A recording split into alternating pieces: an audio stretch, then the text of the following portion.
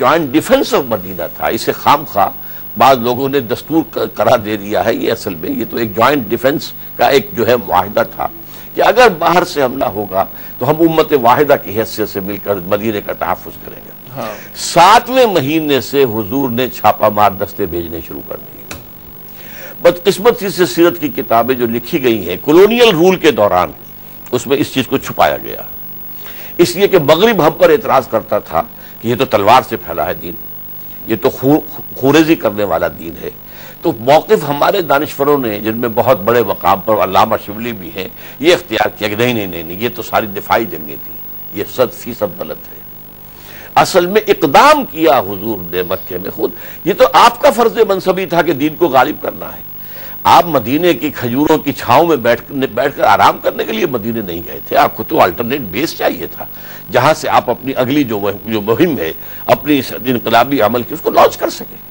لہذا 6-8 مہمیں ہیں غزوہ بدر سے پہلے، پلیز نوٹ، جن میں 4 میں حضور خود شریک ہوئے اور وہ اسی لیے غزوات کہلاتے ہیں، اور 4 جو ہے سرایہ ہیں. اچھا انہی میں ایک سریہ جو ہے نخلا کا، وہاں پر مسلمانوں کے ہاتھوں کافر کا قتل ہو گیا، مشرک کا، مکے والے کا. پہلا قتل ہجرت کے بعد مسلمانوں کے ہاتھوں ایک مشرک مکہ کا ہوا ہے. اور یہ جو قافلوں کا پیچھا حضور کر رہے تھے، یہ اکنامک بلاکیڈ آف مکہ، اس لیے کہ ان کا ذریعہ معاش تو یہ تجارت ہی تھی. تو اس کے اوپر جو آپ نے کہا، آپ جو ایک قافلہ لے کر ابو سفیان جا رہے تھے، اس وقت میں ادب سے نام لے رہا ہوں، بعد میں ایمان لے آئے ہیں، صحابی ہیں، تو اس قافلے کا آپ نے پیچھا کیا، وہ نکل گئے تھے. واپسی پر انہوں نے SOS پیغام بھیج دیا مکے میں کہ مجھے خطرہ ہے محمد کے آدمیوں سے صلی اللہ علیہ وسلم، تو مدد بھیجو. کیونکہ قافلے کے ساتھ تو زیادہ 50 آدمی تھے محافظ، اگر حضور کو حملہ کرتے ہیں تو اس کا کون تحفظ کیسے کریں گے. تو ایک طرف نخلا سے انسان چیختا ہوا آیا کہ محمد کے آدمیوں نے ہمارا آدمی مار دیا، ماحول بن رہا ہے. اب وہاں پر اصل میں مکے میں ڈوز بھی تھے اور ہاکس بھی تھے.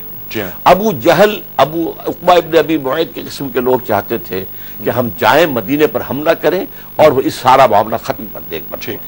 لیکن عتبہ ابن ربیعہ ان کا ایک سینئر آدمی تھا، حکیم بن حزام تھے جو حضرت خدیجہ کے رشتہ دار بھی تھے، وہ بھی ابھی ایمان نہیں لائے تھے، بعد میں ایمان لے آئے. یہ ڈوز میں سے تھے.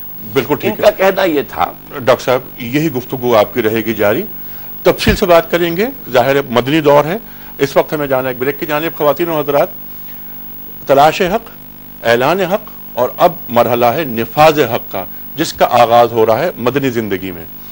خواتین و حضرات، گفتگو جاری رہے گی. ڈاکٹر اشرار صاحب سے بہت ساری باتیں کریں گے، لیکن اس وقت ہمیں جانا ہے دبئی، ایک چھوٹے سے بریک کی طرف.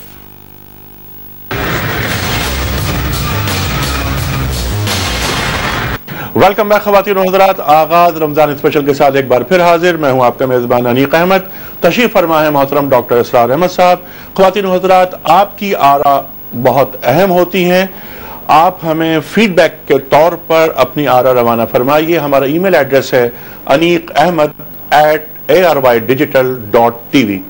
ڈاکٹر صاحب، مدنی زندگی، نفاذ حق کی بات ہو رہی ہے، غزوات شروع ہوتے ہیں، سرایہ کا آپ نے ذکر کیا، بات آپ کی کٹی تھی وہی سے جوڑتے ہیں. ہاں، میں یہ عرض کر رہا تھا کہ مکے میں ڈوز بھی تھے، یعنی جو بڑے کچھ نیک طبیعت لوگ تھے، وہ نہیں چاہتے تھے خانہ جنگی، اور ہاکس بھی تھے ابو جہل جیسے.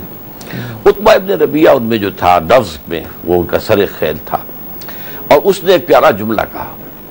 اس نے کہا ان لوگوں سے جو ہاکس تھے کہ دیکھو، محمد اور اس کے ساتھی یہاں سے چلے گئے صلی اللہ علیہ وسلم علیہ السلام و رضی اللہ عنہ.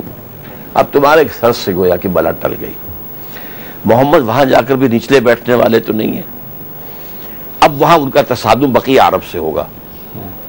اب اگر محمد سارے عربوں کو اوپر جیت جائے تو what do we stand to lose؟ ہمارا یہ اپنی آدمی ہے نا، محمد قرشی ہے نا، ہماری حکومت قائم ہو جائے گی پورے عرب پر.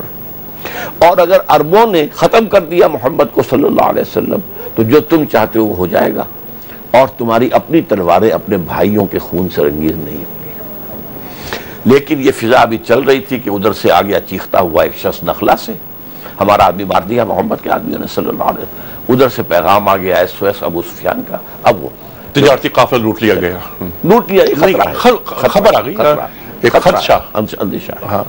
لہذا یہ فوج نکلی ہے، وہاں حضور کو وحی کے ذریعے سے خبر ہو گئی اور اس کے بعد جو ہے اب تفصیل میں ہم نہیں جا سکتے. یہ پہلا مارکہ ہوا جسے ابو جہل نے کہا تھا یہ یوم الفرقان ہوگا, پتہ چل جائے گا کون حق پر ہے. اسے یقین تھا ہمارا 1000 کا لشکر ہے اور محمد کتنے آدمی لے آئے گا میدان میں صلی اللہ علیہ وسلم. لیکن یہ کہ اللہ نے اسے یوم الفرقان بنا دیا, فرشتوں کی مدد بھی آئی ہے. لیکن بہرحال اس کے بعد حکم ہو گیا, اب یہ final phase of the revolutionary process of Muhammad شروع ہو گیا, آرمڈ کانفلکٹ ود غزوہ بدر. اس لیے اسی وقت پھر وہ آیت نازل ہو گئی.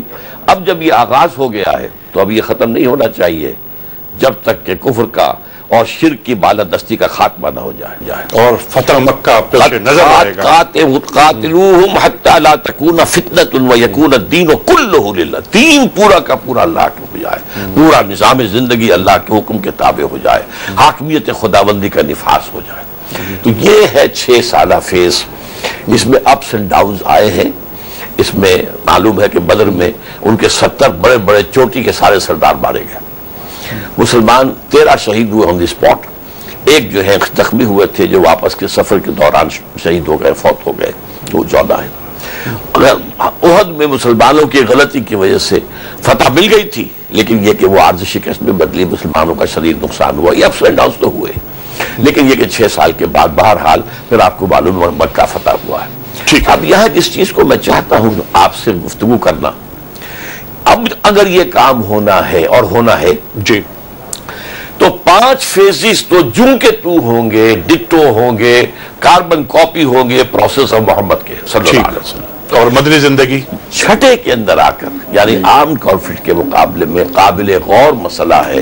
اور وہ کیا ہے کہ حالات جو بدل گئے ان کے پیش نظر کچھ اجتہاد کی ضرورت ہے. اجتہاد کی ضرورت ہے. آپ کو سمجھئے بدلے کیا ہیں حالات. وہاں کیا تھا, ایک طرف کفر ایک طرف ایمان. یہاں مسلمان ملکوں میں یہ تحریک اٹھتی ہے اگر, تو حاکم کون ہے؟ مسلمان. یہاں معاملہ مسلمان ورسس مسلمان کا ہو جاتا ہے. ایک بات. نمبر 2, اس وقت عرب میں کوئی مرکزی حکومت نہیں تھی. ایک غیر رسمی سی گویا کہ پورے عرب پر قریش کی بالادستی قائم تھی, لیکن یہ کہ کوئی مرکزی حکومت تو نہیں تھی. ٹھیک ہے. کوئی سٹینڈنگ آرمیز تو نہیں تھی, کوئی لاکھوں کی آرمیز تو نہیں تھی. بالکل ٹھیک ہے ڈاکٹر صاحب, حالات تبدیل ہو گئے, سیاسی منظرنامہ تبدیل ہو گیا. ظاہر 1400 برس پہلے کے حالات و واقعات یہ نہیں ہیں, لیکن جو بات آپ نے فرمائی اس کا جو مغز ہے وہ نکل کر یہی آتا ہے کہ سیرت پاک صلی اللہ علیہ وآلہ وسلم کی روشنی میں ہمیں بدلے ہوئے حالات کو ذہن میں رکھتے ہوئے بھی سیرت رسول سے استنباط کرتے ہوئے اس فرد کو فنکشنل کرنا ہے کہ جس کے آگے ہمیشہ رسول کریم صلی اللہ علیہ وآلہ وسلم کی ذات اقدس اور آپ کیا دیا ہوا درس موجود رہے گا. ڈاکٹر صاحب اسی گفتگو کو کل لے کے چلیں گے آگے. اس کا پروگرام ختم کرنا ہے. میں آپ کی آمد کا بڑا شکر گزار. خواتین و حضرات, مدنی زندگی پر بھی ہم نے بات کی, ڈاکٹر صاحب نے جو 6 اسٹیپ بتائے اس پر بھی گفتگو کی. یہ گفتگو رہے گی جاری. ڈاکٹر صاحب ہمارے لیے ایک نعمت ہے, مستقل باتیں ہم ان سے سیکھتے ہیں. کل تک کے لیے انیق احمد کو اجازت دیجیے. خدا حافظ.